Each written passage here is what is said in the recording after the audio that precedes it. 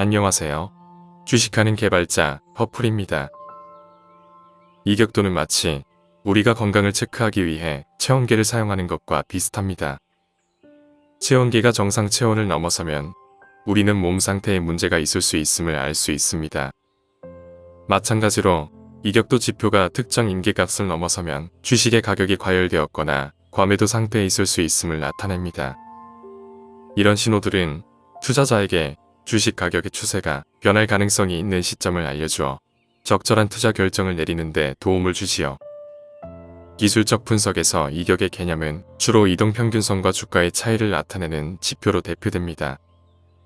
이격은 주가와 이동평균선 사이의 차이를 의미하며 이는 주가의 상승이나 하락 추세를 판단하는 데 중요한 역할을 합니다. 이격을 수식화하는 방법은 다음과 같습니다. 이동평균선을 계산합니다. 이동평균선은 일정 기간 동안의 주가를 평균 내어 그린 선을 의미하며 주로 5일, 20일, 60일, 120일 등의 기간을 사용합니다. 이동평균선은 주가의 장기적인 추세를 파악하는 데 유용합니다. 주가와 이동평균선과의 이격도를 계산합니다.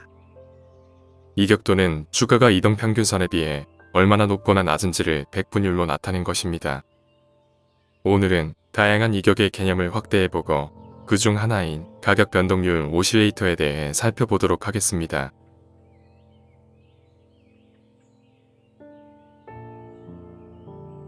이격의 개념은 다양한 방식으로 표현될 수 있습니다.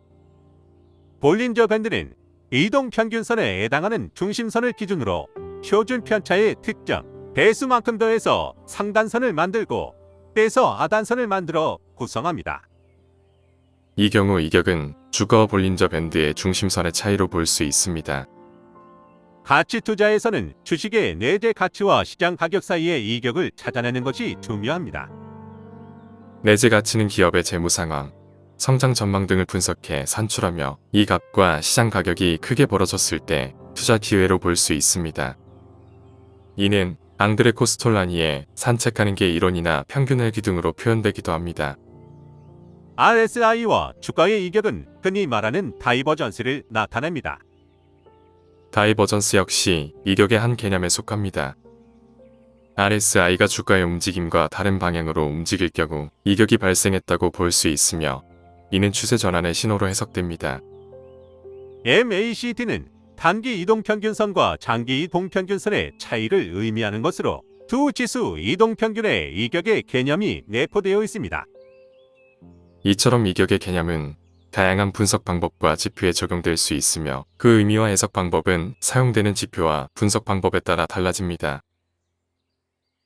MACD를 기반으로 한 다른 지표 중 하나는 PPO입니다.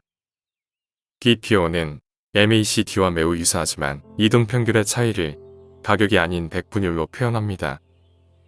이러한 차이로 인해 다양한 가격대의 주식이나 다른 금융자산 간의 비교가 용이합니다. 이를 다른 말로 바꿔 말하면 MACD를 표준화한 지표라는 의미이지요. PPO는 다음과 같이 계산됩니다. 단기 지수 이동평균선과 장기 지수 이동평균선을 계산합니다. 두 이동평균선의 차이를 장기 지수 이동평균선으로 나누어 백분율로 표현합니다. 이를 PPO선이라 합니다. PPO선의 9일 지수 이동평균을 계산하여 신호선을 만듭니다. PPO선에서 신호선을 빼서 PPO 히스토그램을 만듭니다. MACD와 마찬가지로 PPO선이 신호선을 상향 돌파하면 매수 신호, 하향 돌파하면 매도 신호로 해석합니다. PPO 히스토그램이 양수에서 음수로 또는 음수에서 양수로 변할 때도 중요한 신호로 간주됩니다. 그러나 이러한 신호를 절대적인 의미로 받아들여서는 곤란합니다. 이외에도 MACD를 변형한 수많은 지표가 있지만 기본적으로 모든 지표는 추세의 반전을 포착하려는 공통된 목표를 가지고 있습니다. 따라서 어떤 지표를 선택하든지 간에 그 원리를 이해하고 적절히 활용하는 것이 중요합니다. PPO는 주식의 가격 움직임을 파악하는 데 도움이 되는 기술적 지표입니다. 그 구조는 MACD와 매우 유사하지만 PPO는 이동평균의 차이를 절대적인 가격 차이가 아닌 백분율로 표현하는 것이 특징입니다. PPO를 이해하는 데 도움이 될 만한 비유를 들어보겠습니다. PPO를 산행 중인 등산객으로 생각해 보세요. 단기 이동평균선은 등산객의 현재 위치를 나타내며 장기 이동평균선은 등산객의 평균 이동 경로를 나타냅니다. 등산객이 급격히 오르막길을 걷기 시작하면 현재 위치는 빠르게 상승하지만 평균 이동 경로는 그보다 느리게 상승합니다. 이 경우 TPO 값은 양수가 되며 이는 주식 가격이 상승 추세에 있다는 것을 의미합니다. 이제 등산객이 급격히 내리막길로 내려가기 시작하면 어떻게 될까요? 현재 위치는 빠르게 하락하지만 평균 이동 경로는 그보다 느리게 하락합니다.